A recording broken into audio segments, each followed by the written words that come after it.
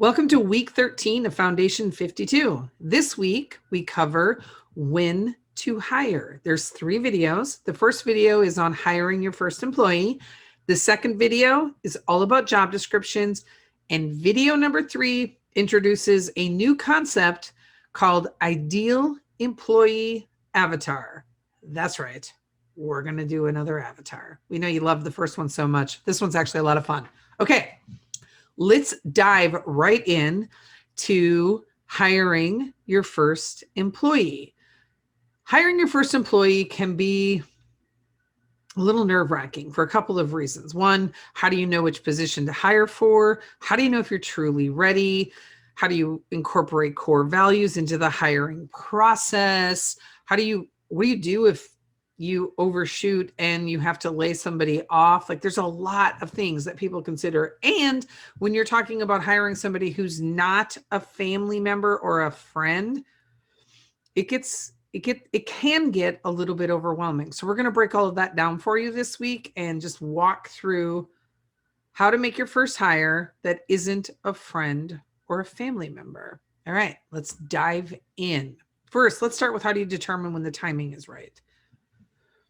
If you are in growth mode, which hopefully every single one of you is in growth mode, then you need to figure out the appropriate timing based on the growth that's occurring, right? So if you're trying to take your revenues, 2x, let's just say 2x your revenues. And it doesn't matter if you're at 20,000 and you're moving to 40,000, or if you're at 100,000 and you want to go to 200, or if you're trying to get from 1 million to 2 million. If you're just trying to double your revenues, then you probably need to hire to support that growth. Now, the 20,000 to 40,000 or 40 to 80, that hire may look a little bit different. Maybe it's a part-time person, maybe it's a consultant, but what you need to do is sit down and figure out capacity. So we talked about capacity back in week 7 when you were looking at capacity planning for your product and or service. And it's the same thing, right? You're looking at the capacity and how much time do you have available to you to support the goals and the growth of your company, and how much more time is needed, right? So if you look at if you're a service-based company and you're offering coaching services and you want to increase your revenues, there's only 2 ways to do it. You're either, well, there's 3. I just lied to you, not on purpose. You can up your prices.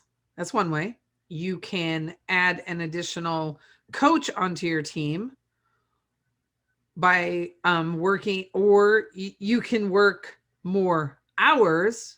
And I lied. There's 4. God, I lied to you twice already. I'm so sorry. I don't usually lie. You could introduce group coaching, or like a new service where you're getting more people coached at the same time. So they're paying less. Let's say you have group coaching or a mastermind where you're letting 10 people in and you're not charging them the same as your one-on-one coaching, but you're getting like a 3 or a 6 month commitment from them, or a 12-month commitment, whatever.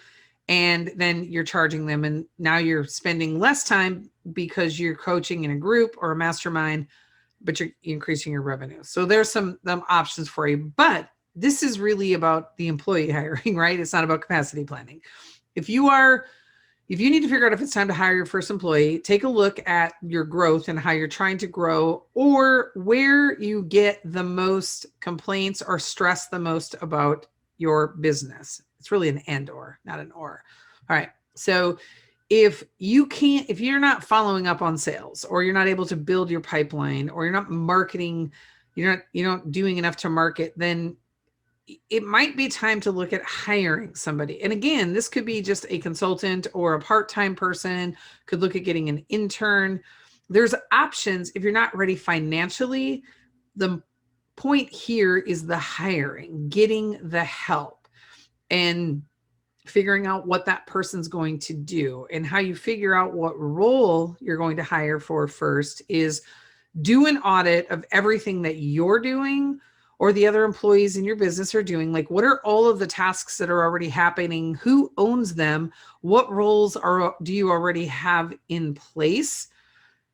And then figuring out, and when I say if you've got other people in the company, they're probably friends or family member, because remember, you may have hired or asked a friend or family member, you might have a business partner who you're working with, but this is your first non-friend, non-family member hire.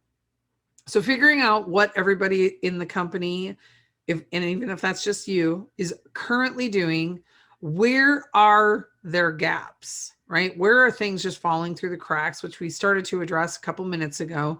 Are you not consistently posting on social media? Are you not able to build your sales pipeline? Are you not able to follow through on sales information? Is your technology not really working and supporting what you're trying to do? Are you not managing your CRM correctly? Do you have no processes in place, right? You got to kind of look across your organization and see, where are things falling short? Are you not giving great customer service, right? Identify the areas where you have gaps, where you know you could be doing better.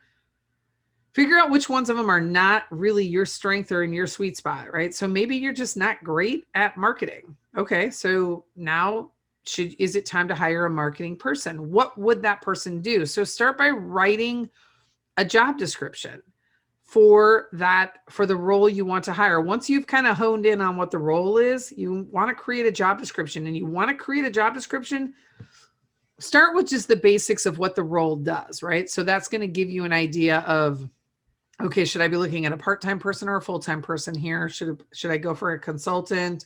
Should I bring in a full-time employee? Like, consider all of the options available to you. Which one makes the most sense given how much money you have to spend on a resource and how much help you truly need. Once you figure out the roles and responsibilities of the role you're going to hire for, then you want to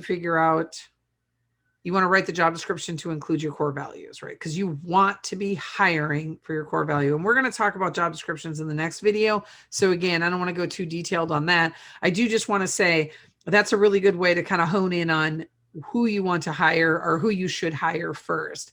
And then you're going to incorporate your core values into the job description, into the interview process, into the job ad, wherever you're posting that job. You want your core values to be very, very present and just resonating, because you want to make sure that you're getting the right people in the door.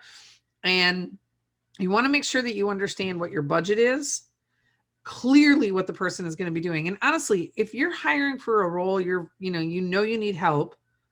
You need help in a lot of areas. Then just be very clear about that in the job description, that this is a growth opportunity for somebody, first hire into the company, really excited to be bringing somebody new in, and that there's a lot of opportunity and you're going to be focusing in different areas. So if it's somebody who wants to learn and is ready to dig in and learn, then they might be the right fit for the role. But that's what you want to consider when you're getting ready to hire your first person. And I know we touched on it and I didn't really answer the question, so I'm going to circle back and answer it now. What if you hire and it ends up being too soon and you have to lay that person off? Guys, it happens. We've all been in situations where if you've ever worked for corporate America, you've probably been laid off, or at least watched your friends get laid off or had to lay people off. It happens. And a lot of times it happens because you can't really predict the economy. You can't predict everything that might or might not happen. Nobody could have predicted 2020, right? So as long as you're doing it the right way, you hire, and then if you have to let somebody go because you can't afford to keep them on, then just be very transparent about the reason. It's not because of their skills. It's because the timing just wasn't right from your business perspective. Offer to give them a referral and, keep them on for as long as you can that makes sense financially for you, and then do what you can to help them find something else. Just do the right thing. That's what really matters, is doing the right thing. As I like to say, I tell clients this all the time when I watch them struggling with difficult things, there are right ways to do hard things. And a lot of times that starts with just having a very transparent and honest conversation. So that's what we got for hiring your first employee. I'm just going to circle back and recount it for you in case you're taking notes. Determine when the timing is right. Assess what you're doing and where there's clear gaps or where things are not as good and efficient as they could be in your business. Document all those things that aren't going well. Create a job description, which we're going to talk about a lot more in video 2, and then figure out the timing, like bringing the person on, and make sure that you're incorporating core values. Be very transparent in the job description. And if things don't work out because financially you take a step backwards, then you just be transparent about that happened. There's right ways to do hard things. And really what you want to do is you want to hire somebody who complements the strengths you have and the weaknesses you have by having different strengths and weaknesses from you so that you can be a more well-rounded team. Focus on people who are not in your zone of genius. God willing, you'll never hear me say that phrase again, but for the purposes of this conversation, it's appropriate. All right, we'll see you in video 2. As always, if you have questions, do not hesitate to reach out. We're here to help.